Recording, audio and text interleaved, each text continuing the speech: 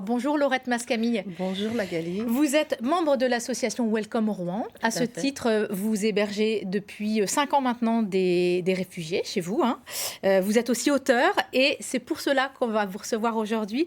Vous publiez le récit d'une vie de migrant que vous avez rencontré grâce à tout ça. C'est Aramata qui est originaire de Côte d'Ivoire, qui a été mariée à 13 ans, violée, battue, qui a été victime du trafic d'êtres humains.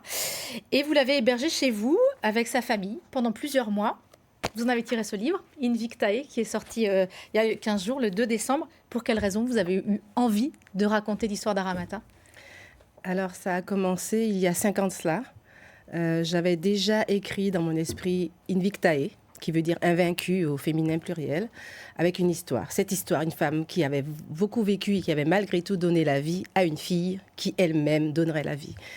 Et Invictae n'avait jamais été publiée, mais était quand même dans mon esprit. Et cette jeune femme que nous avons hébergée vient un jour me demander de l'aider à remplir les papiers pour les besoins de l'OFPRA. L'OFPRA, il faut raconter sa vie en 20 lignes.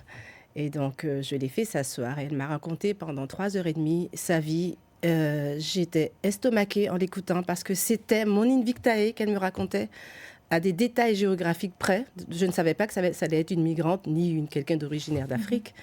Et voilà comment elle est venue en fait pour me faire vivre Invictae. Voilà pourquoi ce livre est sorti en fait. On se rend compte que cette vie, qui est une vie effroyable, ce qui s'est passé entre son 13e anniversaire et puis 25 ans, l'âge qu'elle a aujourd'hui, c'est vraiment que des horreurs. C'est inimaginable. C'est à la fois une histoire unique, la sienne, et puis il y a une universalité dans le récit que les migrants nous font de leur parcours avant d'arriver ici en France. Oui, très juste. Enfin, il y en a qui ne disent pas tout, comme moi je n'ai pas tout dit non plus dans le livre, parce que je n'ai pas voulu tomber dans un larmoiement non plus. Mais en général, oui. Les migrants passent par des choses terribles qu'ils voudraient oublier, qu'ils ne pourront pas oublier, mais qu'ils ne vont pas forcément raconter. Et moi, je voudrais ouvrir les yeux là-dessus, qu'on sache qui c'est ces gens-là, pourquoi on les appelle migrants, pourquoi on les appelle réfugiés, quelle est la différence entre les deux, d'où ils viennent, comment ils font. J'ai voulu vraiment changer le regard par ce livre. Je pense que ça va le faire. Et c'est ce que vous faites avec Aramata. On a envie de savoir ce qu'elle est devenue, où elle est aujourd'hui, qu'est-ce qu'elle fait ?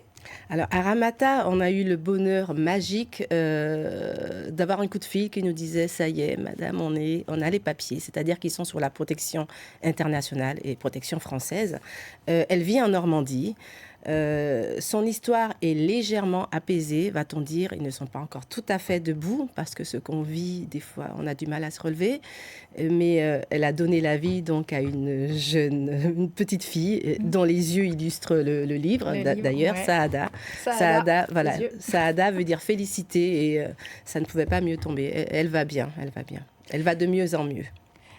À travers ce témoignage, c'est aussi votre histoire. Enfin, il y a des familles comme vous, nos voisins, qui se mobilisent à côté de nous pour aider des migrants qui viennent du bout du monde. Et ça aussi, c'est quelque chose de formidable. Ça aussi, c'est merveilleux parce que Claire, c'est un village très accueillant. Le boucher médecin, l'épicier, la municipalité, dont Nathalie Thierry, qui est la maire. Vraiment, les gens sont accueillis. Bien sûr, il y a des conditions. Avec l'association Welcome, il y a des devoirs. Ils ont des devoirs et des droits, mais des devoirs aussi. Et le but, c'est de donner un refuge à ceux qui cherchent un refuge. C'est ça, être réfugié, chercher un refuge. Voilà. Et nous, on le fait, mais il y a d'autres gens qui le font et ça va faire boule de neige au fur et à mesure. Quand les gens comprendront qu'il n'y a pas de danger que l'étranger vienne nous envahir, ça, c'est des faussetés. Voilà. Écoutez, merci à vous d'être venu témoigner sur notre antenne. Et je rappelle Invictae, donc votre dernier ouvrage. Merci.